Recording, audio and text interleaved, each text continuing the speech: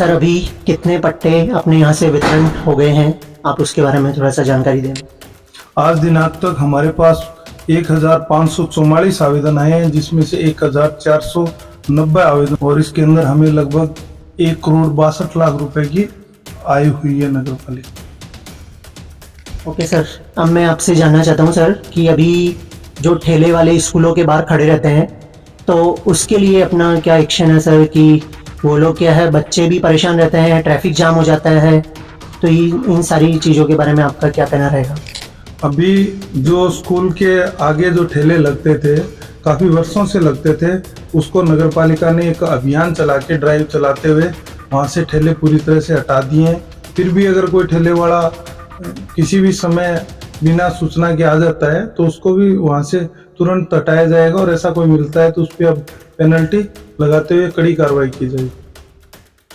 लेकिन सर अगर फिर भी नहीं माने ठेले वाले, तो जैसे आपने पहले भी हटाए, लेकिन वापस कल जो हमने फ़ोटो वगैरह ली है उसमें सारी चीज़ें वहाँ पर अभी भी मौजूद है, उस पर पेनल्टी लगाते हुए पाबंद किया जाएगा उसको। और सर अभी जो अपने बड़ेगवाड़ा कॉलोनी जो है पुरानी केकड़ी में, उसमें कई मकानों में दरारें आ चुकी है, तो उसके बारे में आप क्या कहना चाहेंगे सर, कि उनको मुआवजा दिया जाएगा लोगों को, या क्या सुविधाएं उनको दी जाएगी।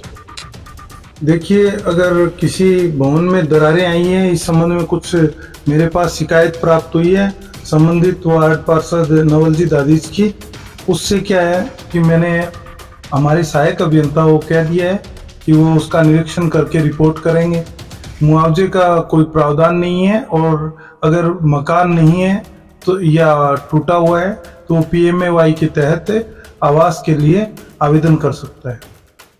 लेकिन सर उनमें अगर कुछ गरीब लोग जो हैं, उनकी तो हालत ये भी नहीं है कि सर वो अभी किराए के मकान में भी रह सकें, तो उसके लिए आप क्या जो सुविधाएं देना चाहेंगे उनको।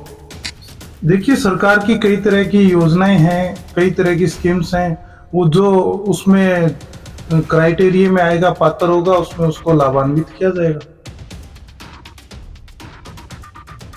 हमारे साथ मौजूद है नवलजी दादीज, वार्ड नंबर 19 से। ये अपने को जो हाईगढ़ मोहल्ला में जो भी मकान टूटे हुए हैं उनके बारे में ये जानकारी देंगे अपने को।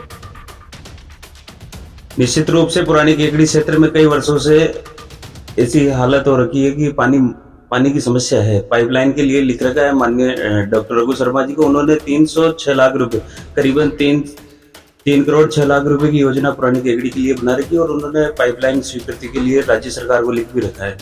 और जल्दी से जल्दी जब भी भुगतान हो जाएगा, इसका टेंडर करवा के पूरी पुरानी केकड़ी क्षेत्र की लाइनें चेंज करवा दी जाएगी, इसमें कोई दोहराई नहीं। और नाली और सड़क के टेंडर भी हो रखे हैं।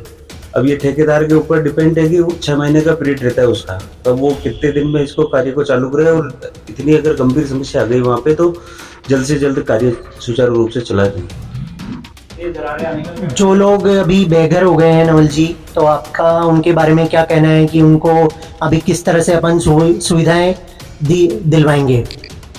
वैसे तो कोई बेघर वाली स्थिति नहीं है, मुश्किल से 3-4 मकानों के अंदर दरारें आई हैं, सब आदमी कैपेबल है। फिर भी अगर ऐसी कोई दिक्कत है तो प्रधानमंत्री आवास योजना में उनके फार्म भरा के, ऐसे तो कोई डायरेक्ट कोई कैजुअलिटी के बिना कोई सरकार से कोई राहत पैकेज आता नहीं है, तो प्रधानमंत्री योजना में उनका फार्म भरवा के उनको जल्द से जल्द इसका निस्तारण करवाएंगे।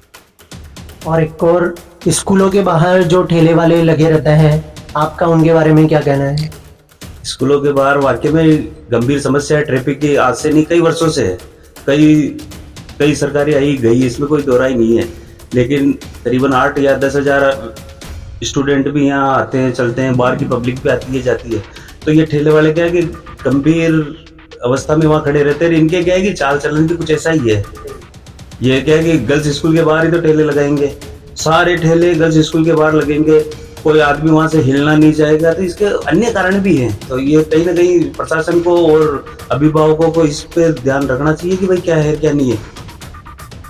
हमारे साथ मौजूद हैं राजेंद्र जी चौधरी, नेता प्रतिपक्ष। वो आपको इसके बारे में अवगत कराएंगे कि हमारी जो समस्याएं हैं केकड़ी की, उनके बारे में। पूरी केकड़ी में बहुत सारी समस्याएं हैं, जैसे लाइट की है, पानी की है, सफाई की है, ऐसी बहुत सारी समस्याएं हैं। जैसे कि दिन भर तो नल चलते रहते हैं, लाइटें दिन में जली रहती है, रात को नहीं आती है, पता नहीं ये क्या सिस्टम कर रखा है इन्होंने। इसमें क्या टाइम टेबल का, इसमें क्या सिस्टम आता है जो कि भाई यार कि शाम को जलती है, कभी दिन में, जो अधिकतर लाइटें दिन में जलती है, शाम को कोई लाइटें, बहुत जगह अंधेरा रहता है। और जो ट्रैफिक सुविधाएं अपने यहाँ पर ज़्यादा फेल हो रही है, उसके बारे में आपका क्या कहना रहेगा? ट्रैफिक व्यवस्था तो ये जो भी जिम्मेदार व्यक्ति बैठे हैं इनको है, ये मीटिंग भी हुई है 2-3 बार, लेकिन ये ठेले वाले मानते नहीं। जब तक इन पे कड़ी से कड़ी कार्रवाई नहीं की जाएगी, जब तक ये नहीं मानेंगे, हर जगह यही हाल है। मेन बाजार में देख लो आप, कितने ठेले लगे हुए हैं, बस स्टैंड की हालत देख लो, यहाँ स्कूल के बाहर की हालत देख लो, जस की तस है, कोई नहीं है। कोई होता है, हादसा होता है तो 2 दिन एक्शन करते हैं, वापस वो का वो रहता है।